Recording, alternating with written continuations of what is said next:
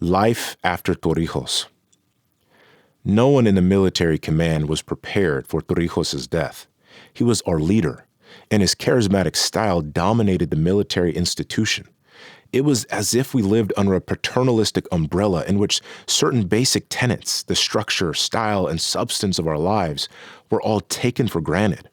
I was certainly content with the status quo, and I assumed the other members of the command were as well. After all, there was no thought of a time when he might not be our leader. Succession, style, and command structure were not things we talked about. There was an established order of succession. First Flores, Paredes, Colonel Armando Contreras, then me. My life was organized within that system. I actually was younger and had fewer years of service than many other officers. I was content with the pace of my career.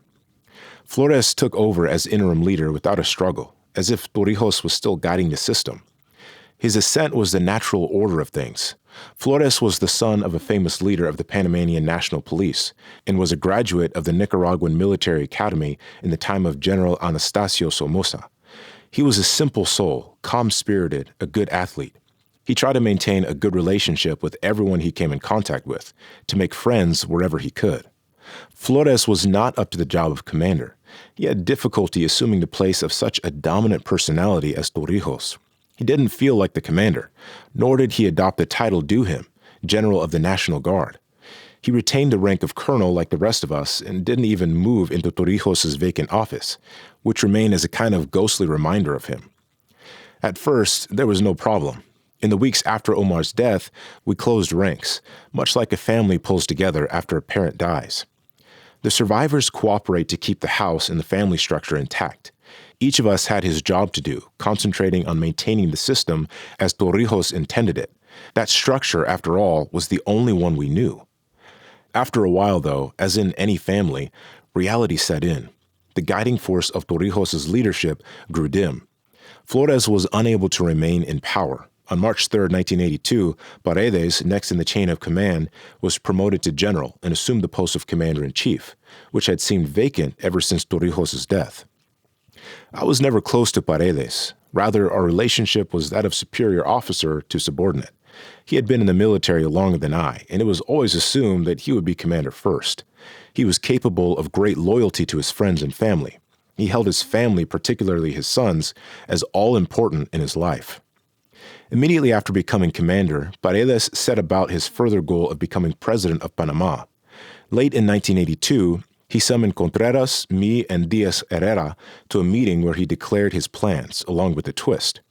He said he would resign his command in early 1983 so that he could run for the presidency the following year. But, he said, Contreras would not be his replacement. Contreras has come to the moment when he must retire, he said. Noriega will take over the command. I don't know how Paredes had decided this or whether anyone else knew. I can only say that this was a total surprise and the first time I had heard that I would be bumped to the head of the line. Ultimately, Paredes failed to garner the support he needed and his presidential candidacy collapsed. On August 12, 1983, 2 years after the death of Torrijos, I assumed the rank of general and commander-in-chief of the National Guard. It was undoubtedly my proudest day.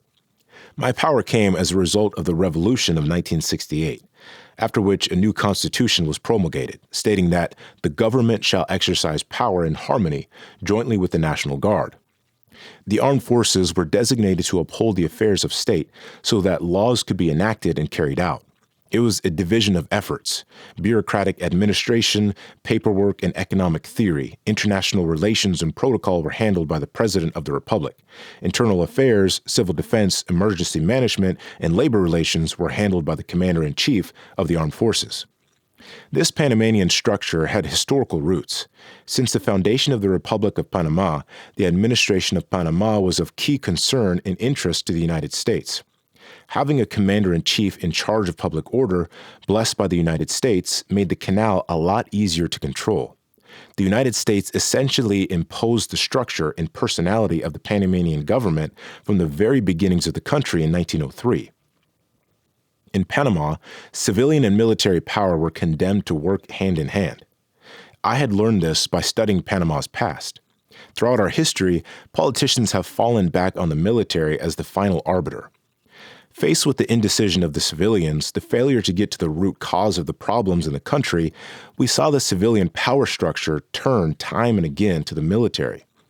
As a young officer, I remember many labor strikes in which the civilians were unable to take decisive action. They turned to the National Guard.